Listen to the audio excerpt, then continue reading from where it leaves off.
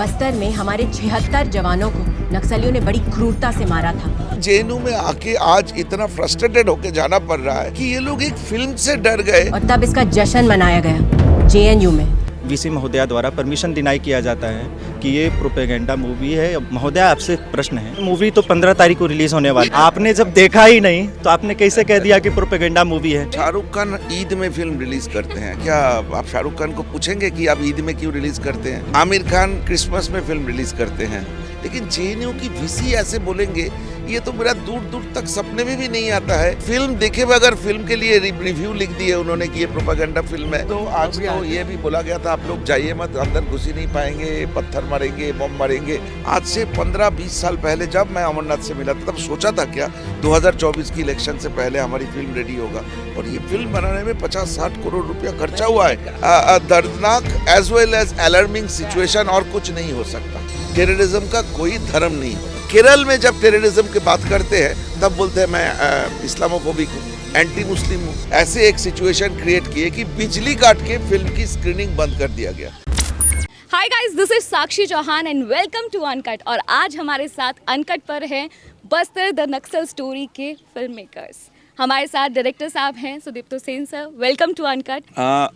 बहुत खुश होता अगर अंदर हम जेएनयू में हैं अभी, जेएनयू कन्वेंशन सेंटर में, अगर आपके साथ बहुत खुशी बात कर सकते थे, अगर जितने लोग हॉल के अंदर थे वो लोग फिल्म देख पाता। तो बात यह है कि मैं बिल्कुल मन से खुश नहीं हूँ। एक फिल्म जब कंप्लीट हो जाता है ना, तो जरा जो लोग बनाते हैं सालों भर की हमारी मेहनत रहता है उसमें, और वो फिल्म जो जेएनयू से उसकी जर्नी शुरू होना था, एक ऑस्पिशियस ओकेशन था हमारे लिए कि हम जेएनयू से इसकी जर्नी शुरू करेंगे। कौन सी जेएनयू? जो हमारी देश की शान है। हम विदेश में बहुत फिल्म की कारण से मुझे बहुत विदेश जाना पड़ता है। जो दो तीन चीज़ इंडिया की दुनिया को सामने सबसे पहले नाम आता है, उसमें जेएनयू है। इसलिए कि जेएनयू से बहुत तर्क की शुरुआत हुई, बहुत आर्गूमेंट जेएनयू से शुरू हुई, इसलिए जेएनयू का कंट्रीब्यूशन इन इंडियन डेमोक्रेसी एक बहुत बड़ा है। लेकिन पिछले कुछ दिनों से ना, कुछ सालों से एक अजीब सी माहौल क्रिएट हुआ, जो माहौल मुझे लगता है कि जो आइडियोलॉजी जिसके ऊपर हमने ये फिल्म बनाया, जो आइडियोलॉजी डेमोक्रेसी पे बिलीव नहीं करता है, जो आइडियोलॉजी तर्क में बिलीव नहीं करता है, जो आइडियोलॉजी आर्गूमेंट को अवॉइड करते हैं और उनकी तानाशाही चलाने की कोशिश करता है, ऐसे लोग जेएनयू में बहुत ज़्यादा संख्या में आ गए। और ऐसा नहीं है कि हमें मालूम नहीं था। अगर 76 जवानों की शहादत में यहाँ पे सेलिब्रेशन किया जा सकता है, तो मेरी फिल्म जो उस घटना के आधारित है, उस घटना को मेरी फिल्म अगर दिखाते हैं तो कुछ लोग उसको दिखाने से रोकेंगे। लेकिन मुझे उन लोगों के ऊपर बहुत दुख होता है कि ये लोग एक ऑस्ट्रिसाइज्ड वाले एक जगह पे पहुंच गए। जैसे कि लग रहा है कि यहाँ पे अगर दिखाने नहीं देंगे तो इंडिया की कोई लोग देखेंगे नहीं। पर सर, आपको इसके पीछे रीजन क्या लग रहा है कि किस लिए आपकी फिल्म को रोका जा रहा है? बहुत आसान है। एक 50 साल से एक सच को छुपा के रख दिया गया था। उसमें कुछ असामाजिक तत्व थे, उसमें कुछ भटके हुए लोग थे जो कुछ विदेशी आइडियोलॉजी से इंस्पायर्ड हुए थे, कुछ पॉलिटिकल पार्टी इनको मदद कर रहे थे, तो कुछ सच को छुपा के रखे थे और करोड़ों रुपया का एक पैरेलल इकोनॉमी चलाते थे और एक इकोसिस्टम बनाए थे, शहर में, गांव में, जंगलों में, विदेश तक। ये इकोसिस्टम को अचानक हम लोग जब एक्सपोज करने की जगह पे आए तो वो लोग बहुत ज़्यादा खतरे में आ गया। उनको लगा अरे हमारी तो दुकानदारी बंद हो जाएगा। वो दुकानदारी बंद होने की डर में ये लोग स्टूडेंट्स को बीच में एक ऐसे एक सिचुएशन क्रिएट किए कि बिजली काट के फिल्म की स्क्रीनिंग बंद कर दिया गया। इससे ज़्यादा दर्दनाक as well as alarming situation और कुछ नहीं हो सकता। That's very sad sir. पर जैसे कि आपने इस मुद्दे पर बात की, मैं आपसे पूछना चाहती हूँ कि पहले केरला स्टोरी, अब बस्तर, तो ये इस तरह के बोल्ड टॉपिक्स किस तरीके से आपके दिमाग में आते हैं और क्या? मुझे तो लगता है आप एज ए जर्नलिस्ट आपको भी अच्छा लगेगा कि इस तरह की कोई अगर एक्सपोजे आप करें। बात यह है कि हमारी देश में 1947 से ही एंटरटेनमेंट की एक गलत डेफिनेशन सिखाया गया था। सबको ये सिखाया गया था कि पंजाबी और गुजराती शादी में नाचेंगे, हीरो के पीछे, हीरोइन के पीछे, पेड़ के पीछे भागेंगे और ये हो जाएगा एंटरटेनमेंट। और आपको मजबूर किया जाता था वो देखने के लिए, बोलता था कि तुम्हारी औकात इतना ही है। तो ये जो एक व्यवस्था चल रहा था पिछले 10-12 साल में, वो व्यवस्था में थोड़ा परिवर्तन आने लगा। हम लोग क्वेश्चन करना शुरू किए कि नहीं, ऐसा नहीं है। आम लोगों की ज़िंदगी हमारी एंटरटेनमेंट है। जो ईरान के सिनेमा ने दिखाया, अरेबियन सिनेमा ने दिखाया, अफ्रीकन सिनेमा ने दिखाया, वहाँ पे आपको भाषा समझने की ज़रूरत नहीं है। एक मोमेंट में आप उसके साथ कनेक्ट कर सकते हैं। तो सिनेमा का ये रोल था, ये रोल होना चाहिए था। ये हुआ नहीं, ये हमारी देश की विडंबना है। लेकिन अच्छा है कि हम लोगों को महसूस हुआ, तो हम लोग ये फिल्म बनाने के लिए इकट्ठा किए। हमारी प्रोड्यूसर हमें मदद की एंड सब मिला के हमें ये चैलेंज हमने एक्सेप्ट कर लिया कि कितने भी तुम लोग हमें सताने की कोशिश करो, क्या होगा। ये स्टूडेंट्स आज फिल्म नहीं देख पाए, दुख की घटना है हमारे लिए। उनसे भी ज़्यादा दुख है हमारे, क्योंकि हमने एक ऑस्पिशियस ओकेशन की तरह इस फिल्म को जर्नी यहाँ से शुरू करना चाहते थे। ये लोग तो हॉल में जाके देख लेंगे, लेकिन जेएनयू के कैरेक्टर में, जेएनयू की जो इतना बड़ा एक सेलिब्रेशन है, उसके लिए एक ब्लैक स्पॉट बना दिए उस पॉलिटिकल आइडियोलॉजी ने, जो ये सच को बाहर आने नहीं देना चाहते हैं। सर, केरला स्टोरी जब आपकी पहले आई थी, उस फिल्म की स्क्रीनिंग भी आपने की थी, क्या सेम तभी भी हुआ था या? तभी भी हुआ था, लेकिन बिजली नहीं काटा गया था। तब लोगों ने देखा फिल्म, विरोध हुई, हमारी पुतला जले, धमकियाँ मिली, लेकिन बिजली नहीं काटा गया था। ये बिजली काटना बहुत बड़ा एक इशू है, क्योंकि ये एक डायरेक्ट पॉलिटिकली इन लोगों को उनकी चेहरा दिखाने की फिल्म है। तो वो बहुत ज़्यादा डिफेंस में आ गए। दिखाया गुरिल्ला वॉर वो करते हैं ना, तो गुरिल्ला वॉर से उन्होंने बिना झंझट किए हुए उन्होंने फिल्म रोक दी, क्योंकि वो लोग गुरिल्ला वॉरफेयर के एक्सपर्ट होते हैं, जहाँ वो छापा मार हमला करके गायब हो जाते हैं। दैट इज़ गुरिल्ला वॉर जो माओवादी करते हैं। और दादाजी एक बात कह रहे थे ना कि झूठ तो है उस व्यवस्था का, वो कैमोफ्लेज करके रखते हैं तरह तरह के आइडियाज़ में। जैसे कि वो गरीबों की बात करते हैं, ऐसा लगता है यूथ क्यों कनेक्ट होते हैं उससे, जो जुड़ते हैं, जो भटकते हैं, कि उनको लगता है गरीबों की बात हो रही है, हक की बात हो रही है, न्याय की बात हो रही है। और जो हक, गरीबी, न्याय, सोशल जस्टिस का कैमोफ्लेज में वो लोग डेमोक्रेसी को तोड़ने की कोशिश करते हैं। तो ये विडम्बना है उनकी। तो बात नहीं, मैं इसको ही आगे बढ़ाने की कोशिश कर रहे थे कि ये लोग बाबा साहेब अम्बेडकर का नाम लेते हैं, बोलते हैं कि हम लोग दलितों के लिए काम करते हैं, गरीबों के लिए काम करते हैं, तो एकदम आगे आके बाबा साहेब अम्बेडकर का नाम लेते हैं। लेकिन सबसे पहले ये हमारी संविधान को, बाबा साहेब अम्बेडकर की कॉन्स्टिट्यूशन को डिनाउंस करते हैं। ये लोग इनको बस चले तो इसको चित्रे कर दे, क्योंकि ये संविधान में, डेमोक्रेटिक एक कॉन्स्टिट्यूशन में इनका बिलीव नहीं है। ये लोग अपने कॉन्स्टिट्यूशन, अपने सिंगल पार्टी डेमोक्रेसी करने की कोशिश करते हैं। तो ये हमारी देश की ये विडंबना है कि इनकी चपेट में हम आ गए थे। तो मुझे लगता है कि अगर हमारी फिल्म थोड़ा बहुत इनको एक्सपोज करने की कोशिश में सक्सेसफुल हो, तो हमें अच्छा लगेगा एज अ फिल्म मेकर। हमें लगेगा कि हमने इस देश के लिए कुछ कंट्रीब्यूट कर पाए। जी बिल्कुल। अभी जैसे आप फिल्म नहीं दिखा पाए जेएनयू में, जो कि आप चाहते थे कि आप यहाँ पर स्क्रीनिंग कर रहे थे रिलीज़ से पहले, बहुत बड़ा कदम है इनफैक्ट ये एज अ फिल्म मेकर किसी के लिए भी। लेकिन मैं ये जानना चाहती हूँ कि जिस तरीके से यहाँ पर अब ऐसे चैलेंज आया आपके सामने कि लोगों ने रोकने की कोशिश की इसकी स्क्रीनिंग, तो जब आप फिल्म डायरेक्ट कर रहे थे तब कौन से चैलेंजेस हैं जो आपको चैलेंजेस तो बहुत था, लेकिन मैं उस चैलेंजेस को, उन लोगों की जो पीड़ा था ना, जिन लोगों के लिए हम ये फिल्म बनाए, इन लोगों की जो दशकों की, 50 साल की जो एक्सप्लॉयटेशन था, 50 साल की जो वायलेंस था, उनकी प्रॉब्लम से हमारी प्रॉब्लम बहुत कम दिखता था।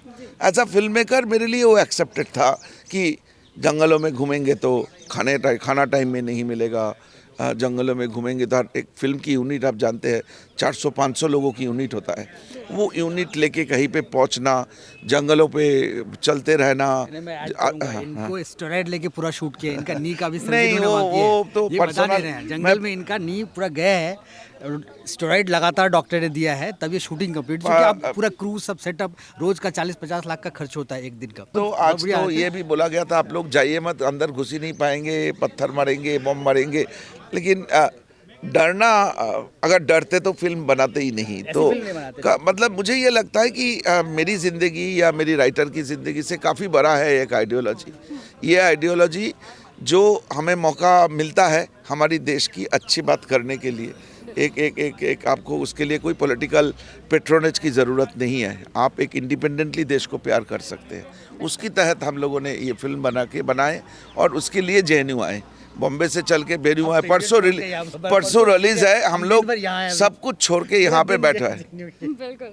और लेकिन वो तो आपने खैर साबित कर दिया है, अपनी 2 इतने भारी मुद्दे देश के सामने पेश करे हैं। अभी बस्तर भी रिलीज़ होने वाली है, लेकिन अभी हम बात कर लेते हैं अमरनाथ जी की, जो इस फिल्म के राइटर हैं। क्या थोड़ा सा इंट्रोडक्शन आप देना चाहेंगे कि एक्चुअली में कौन है अमरनाथ जी और इनकी बैक स्टोरी क्या है? अमरनाथ मेरी 25 साल की कंपेनियन है। हम लोग एक साथ पढ़ते थे, जीते थे, जागते थे। हम लोग पॉलिटिकली बहुत नज़दीक क्लोज एक प्रॉक्सिमिटी था हम लोगों की। एंड अमरनाथ से मैं बहुत ज़्यादा अट्रैक्टेड इसलिए था, उसकी पढ़ाई, उसकी clarity in his thought process, उसकी क्लैरिटी इन थॉट प्रोसेस। वो बहुत ही ज़्यादा इस माओवादी ग्रुपों के साथ जुड़े हुए थे एंड उसको ये लगता था कि ये जो नवजनवादी क्रांति है, ये नवजाति क्रांति पॉसिबल है। लेकिन अच्छा, नवजनवादी क्रांति की 2 एस्पेक्ट है, एक पॉलिटिकल एस्पेक्ट है और एक बंदूक।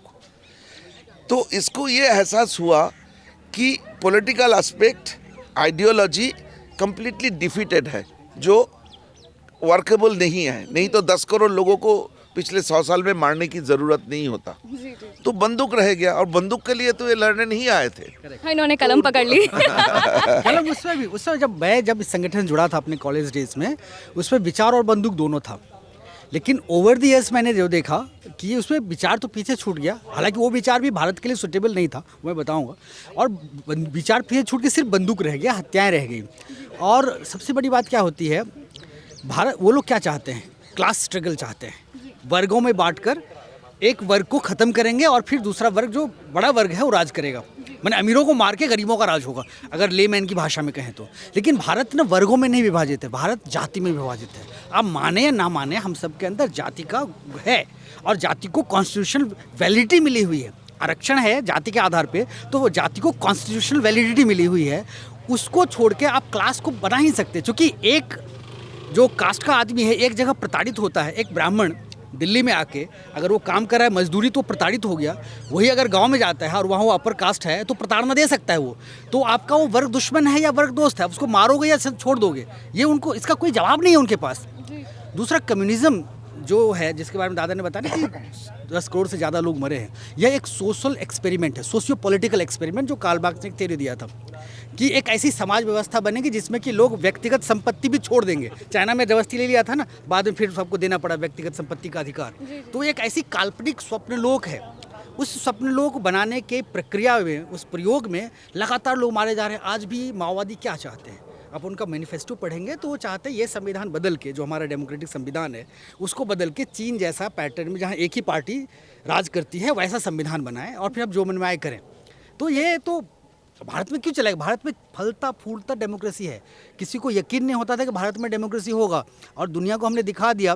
75 साल हो गए हैं, एक ने बदमाशी किया उसको उखाड़ फेंकते हैं, दूसरा ज़्यादा मन बढ़ाए तो उसको भी उखाड़ फेंकते हैं। जनता ने दिखा दिया कि ताकत जनता के हाथ में है। इंदिरा ने किया था, इमरजेंसी लगाया, फेंक दिया ना। सो डेमोक्रेसी है, जनता के हाथ में ताकत है।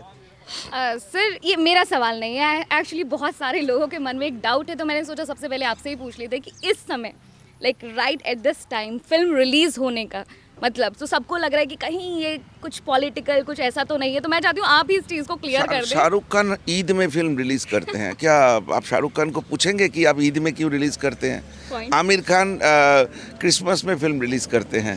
तो आपको क्या लगता है, इस देश में हर दूसरे महीना एक इलेक्शन आता है। ये जो 2024 की सेंट्रल इलेक्शन ख़त्म होगा, उसकी 3 महीने में 6 राज्यों में सर, तो हम फिल्म मेकर घर में बैठ जाए, फिल्म ना बनाए और घर में बैठे रहे। इलेक्शन होगा। आज से 15-20 साल पहले जब मैं अमरनाथ से मिला था, तब सोचा था क्या 2024 की इलेक्शन से पहले हमारी फिल्म रेडी होगा? और ये फिल्म बनाने में 50-60 करोड़ रुपया खर्चा हुआ है। वो लेके बैठ तो नहीं सकते, रिलीज करना है। पैसे का इंतजाम नहीं होता। केरला स्टोरी अगर हमारे पास नहीं होती दादा के पास तो इस तरह की फिल्म हम नहीं बना पाते, क्योंकि प्रोड्यूसर में साहस चाहिए बनाने के लिए। नहीं डेफिनेटली, और सिर्फ आपकी फिल्म के लिए नहीं सर, आर्टिकल 370 अभी रिलीज हुई है, सेम सवाल उस फिल्म के लिए भी उठाया गया था कि क्या इस टाइम पर ये फिल्में रिलीज होना और नहीं, मतलब फिल्म तो रिलीज होगा, मतलब आप अगर मतलब ये जर्नलिस्टों की सवाल नहीं हो सकता, मुझे अच्छी तरह मालूम है। तभी मैंने कहा कि जर्नलिस्टों के सवाल सवाल हो नहीं सकता। बात ये है, इलेक्शन होगा, फिल्म बनेगा, लोग कहानी बोलेंगे, सच्चाई उजागर होगा, और ये एक नेचुरल निरंतर एक प्रक्रिया है। इसको आप कोई भी डेफिनेशन दे दीजिए, वो नहीं होता है। और कांग्रेस बोलिए, बीजेपी बोलिए, वो मेरी फिल्म के लिए उनकी इलेक्शन में जीतना हारना डिपेंड नहीं करता है। वो लोग बहुत बड़े हैं। हम लोग एक छोटा सा एक फिल्म बनाए, करीबन 1000-1200 हॉल में रिलीज़ होगा, इससे कोई पॉलिटिकल फ़ायदा किसी को होगा नहीं। लेकिन सर आप बोल रहे हैं कि छोटी फिल्म बनाए, छोटी फिल्म ने जितना बड़ा इम्पैक्ट किया है कि जब केरला स्टोरी रिलीज ही हुई थी, तो मुझे बता दीजिए कोई एक ऐसा मीडिया चैनल बचा हो जहां पर उसको लेकर बात और विवाद ना हुए हो। सोशल इम्पैक्ट था, पॉलिटिकल नहीं था। वो आपको अवेयर करता है, सोशली अवेयर करता है कि आप जो भटके हुए हैं, कैमोफ्लेज रूप में आपको भटकाने आ रहे हैं, लुभाने आ रहे हैं, उनको पहचानो। उसमें पॉलिटिक्स तो मुझे दिखता ही नहीं है। वो ह्यूमन और सोशल कहानी है केरला स्टोरी, उसमें पॉलिटिक्स दूर दूर तक नहीं है। क्योंकि आप होता है ना कि आपको कोई भटका रहा है, आपको कोई छद्म रूप में आपको कोई कैमोफ्लेज बन के लुभा के ले जा रहा है, तो ये हर ह्यूमन स्टोरी है, सोशल स्टोरी है कि आप भटको तो मत। यहाँ पे क्या है कि जैसे आदा की जो कैरेक्टर शालिनी उन्नीकृष्णन, वो एक हाउस होल्ड नाम बन गए। आपने कभी भारतीय सिनेमा में देखा है कोई एक हीरोइन फिल्म की 10 महीना रिलीज के 10 महीना बाद भी लोग उसको याद करते हैं। आदा की फोटोग्राफ वो लोग टैटू करते हैं, लोग नेल पेंट बना रहे हैं, वो आज भी हो रहा है। इंडिया में कोई कहीं पे भी कोई महिला के साथ कुछ गलत होता है, वो जो सोशल मीडिया में रिपोर्ट आता है उसमें मेरा और आदा का नाम टैग होता है। तो ये केरला स्टोरी एक मूवमेंट, आंदोलन बन गया था। क्योंकि पहले बार लोगों को महसूस हुआ था सिनेमा का ताकत क्या है। तो बहुत लोग जो दबे हुए थे, बोल नहीं सकता था। आपको मालूम होगा केरल में एक ऑर्गेनाइजेशन है आर्षा विद्या समाजम, वहाँ पे कई हज़ार लड़कियां हैं जो मैनिपुलेटिव कन्वर्शन की शिकार है। वो लड़कियां छुपे हुए रहते थे, दबे हुए रहते थे। हमारी फिल्म आने के बाद अभी सारे टेलीविज़न चैनल में उन लड़कियों को देखेंगे आप, उनको ताकत मिल गया। तो ये होना चाहिए, कोई भी डेवलपिंग कंट्री के लिए सिनेमा एक औजार जैसा होना चाहिए, एक वेपन है लड़ने के लिए नाइंसाफ़ी के खिलाफ। कोई किस्म की गलती है तो इसलिए जेएनयू में आके आज इतना फ्रस्ट्रेटेड होके जाना पड़ रहा है कि ये लोग एक फिल्म से डर गए। क्या इंडिया में माओवाद लेके आएंगे, जनवादी क्रांति करेंगे। एक फिल्म से अगर कोई डर जाता है, उससे ज़्यादा कायर डरपोक और कोई है ही नहीं। राइटर को बुलाया, मैं स्पेशली इस शो के लिए आया कि डिबेट होगा, इसलिए मुझे बुलाया। नहीं तो कोई फिल्म की पब्लिसिटी प्रोग्राम में राइटर को कोई लेके नहीं जाते हैं, इसीलिए कि हम लोग आर्गुमेंट करेंगे जो जिसके लिए जेएनयू जाना जाता है। तो हम डिबेट करेंगे, फिल्म देखेंगे, डिबेट करेंगे। तो बिल्कुल जो आपकी ये शिकायत है, हम पूछ ही लेते हैं जो जेएनयू से ही हैं, तो वो हमारे साथ में है गौरव। तो आप हमें बताइए कि जो सर इतना परेशान हो रहे हैं, जो शिकायत रख रहे हैं कि फिल्म को नहीं देखने दिया, तो उसके बारे में आप बताएं, और कुछ सवाल जो आपके हों वो आप पूछ सकते हैं सुदीप्तो सर से।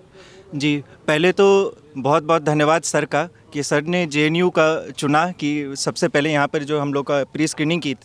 हम लोग ये आप जानते हो कि मूवी 15 तारीख को रिलीज़ होने वाली है। ये 15 तारीख को, और सर का जैसा ट्रैक रिकॉर्ड रहा है, ये तो बात निश्चिंत है कि ये मूवी सुपर डुपर हिट पहले से, जिस दिन से इस मूवी का पोस्टर छापा, मान लीजिए कि मूवी सुपर डुपर हिट है। और इनका मुद्दा, क्योंकि जो है सर का भी कनेक्शन जेएनयू से रहा है, और ये मुद्दा भी यहाँ पे भी बहुत ज़्यादा जेएनयू से रिलेटेड जो चीज़ें यहाँ पर हम देखते हैं, कुछ संगठन ऐसे हैं कि जो कि हमारे 76 जवान जब दंतेवाड़ा में शहीद हुए, उनके शहीद होने पर यहाँ पर सेलिब्रेशन करते हैं। यहाँ पे वो सो कॉल्ड स्टूडेंट ऑर्गेनाइजेशन है। हम ये वर्ड सो कॉल्ड इसलिए यूज़ कर रहे हैं कि कोई भी स्टूडेंट ऑर्गेनाइजेशन का ये काम नहीं है कि अपने मेंबर्स को वो गलत रास्ते पर ले जाए। और आप देखेंगे इसमें कहीं ना कहीं यहाँ का यूनिवर्सिटी प्रशासन, उसका भी सपोर्ट, हमें टैसिट सपोर्ट नज़र में आता है। हम आपको इस बात से इसके कुछ उदाहरण इसी घटना से हम बताना चाहते हैं। आप ये देखिए कि जब परमिशन हमें डिनाई किया जाता है, वीसी महोदया द्वारा परमिशन डिनाई किया जाता है कि ये प्रोपेगेंडा मूवी है, या बहाने बना करके, महोदय आपसे प्रश्न है, जब तक आपने मूवी तो 15 तारीख को रिलीज होने वाली है, आपने जब देखा ही नहीं तो आपने कैसे कह दिया कि प्रोपेगेंडा मूवी है? तो इसी बात पे आप कुछ नहीं, कहना ये चाहेंगे? मतलब प्रॉब्लम ये है कि ये एक अद्भुत ट्रेंड बन चुका है। ये आम लोग बोले फिर भी मैं उनके साथ तर्क कर सकता हूँ, लेकिन जेएनयू की वीसी ऐसे बोलेंगे, ये तो मेरा दूर दूर तक सपने में भी नहीं आता है कि ये कौन सी देश में आ गई। तो कैंगारू कोर्ट वाली बात हो गई कि फिल्म देखे बगैर फिल्म के लिए रिव्यू लिख दिए उन्होंने कि ये प्रोपेगेंडा फिल्म है। मैम, ये कोई प्रोपेगेंडा फिल्म नहीं है, ये बस्तर की एक एक आम लोगों की कहानी है। और हमने हमारी देश की कॉन्स्टिट्यूशन ने एक बॉडी बनाया है जिसको फिल्म सेंसर बोर्ड बोलते हैं, और उस सेंसर बोर्ड की सर्टिफिकेट हमें मिला है।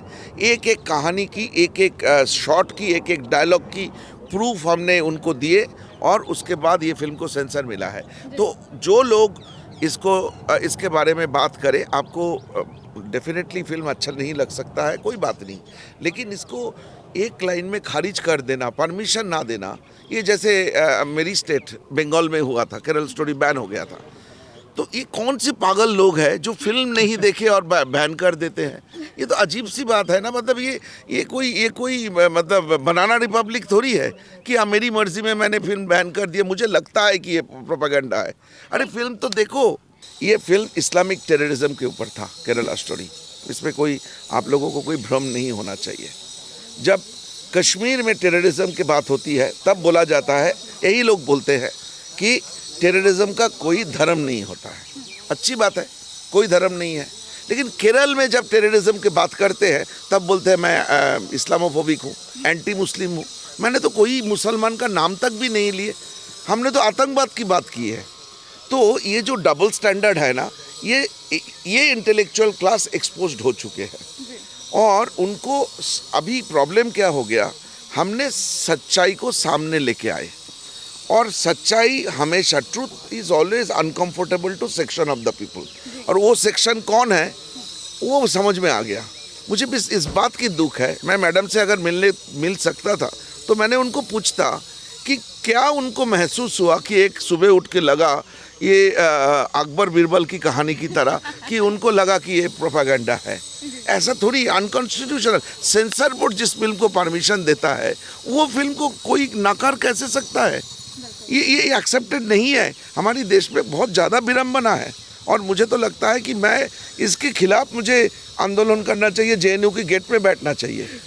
ये तो जेएनयू वाले ही बताएंगे कि भाई ऐसा किस तरीके से, और आप लोगों ने फिर कैसे ये पॉसिबल कराया कि यहाँ पर जितनी भी स्क्रीनिंग हो पाई, मतलब पूरी नहीं हो पाई पर जितनी भी हो पाई, वो कैसे किया आपने बिना परमिशन के? मैम, इस सवाल का जवाब देने के साथ में ही हम ये बात सुनिश्चित कर देना चाहते हैं कि मुट्ठी भर लोग और मुट्ठी भर संगठन ही हैं जो कि बदनाम किए हुए हैं यहाँ जेएनयू को, और यहाँ पर राष्ट्रवादी जो छात्र हैं वो बाहुल्य संख्या में हैं। आप ये देखेंगे कि अभी भी 1 घंटे से ऊपर समय हो चुका है, लेकिन छात्र जो है जो कि तो वहीं गर्मी में बैठे हुए हैं, लेकिन यहाँ के प्रशासन को ज़रा भी दया नहीं आती है। कहते हैं ना कि फ्रीडम ऑफ स्पीच की दुहाई देने वाले, फ्रीडम ऑफ स्पीच एक्सप्रेशन का बातें करने वाले कुछ ही संगठन, कुछ ही छात्रों को ये ठेका दे रखे हैं कि तुम बात करो तो फ्रीडम ऑफ स्पीच, और लेकिन जब कोई प्रोड्यूसर, कोई डायरेक्टर अपनी मेहनत की मूवी जब प्रेजेंट करे, और वो मूवी सर ने जैसा बताया, फनीस्ट बात, सेंसर बोर्ड, इतने सब पढ़े लिखे जो यहाँ पर बोले जाता है इंटेलेक्चुअल, तो प्रशासनिक लोग से ये सवाल है कि जब सेंसर बोर्ड के द्वारा जब परमिटेड मूवी है, सेंसर बोर्ड स्वायत्त संस्थान है, तो क्या जेएनयू में इंडिया के कानून नहीं लगेंगे? जेएनयू में क्या कहीं और के कानून चलेंगे? आप कौन होते हैं यहाँ पर ऐसे रुकावट करने वाले? छात्र को आप 2-2 बार लाइट काट देते हैं, घुसने का परमिशन नहीं देते हैं, ब्यूरोक्रेटिक हर्डल लगा देते हैं, इजाज़त पे इजाज़त। इतने आप हाइपर एक्टिव रहते तो दंतेवाड़ा का सेलिब्रेशन होने से क्यों नहीं रोका? इतने आप हाइपर एक्टिव थे जब साबरमती ढाबे पे टुकड़े टुकड़े गैंग के नारे लग रहे थे, तब कहाँ गया आपका प्रशासन? जब कुछ मुट्ठी भर लोग जेएनयू को बदनाम किए हुए रखे हुए थे, तब कहाँ गया आपका प्रशासन? ये बहुत ही निंदनीय कार्य हुआ है, और पूरे के पूरे छात्र समुदाय इससे बहुत विरोध में है। तो आप लोगों ने सब कुछ सुना, और जो भी हमें अमरनाथ जी ने कहा या फिर सुदीप्तो सर ने कहा, लेकिन अब आप लोगों का क्या कहना है? आप लोग पहले फिल्म देख कर आइए और फिर आप लोग बताइएगा कि क्या ये प्रोपेगेंडा फिल्म थी या वाकई में एक चेंज करने के लिए, सोसाइटी में चेंज लाने के लिए एक अच्छा ठोस कदम था। Thank you for watching.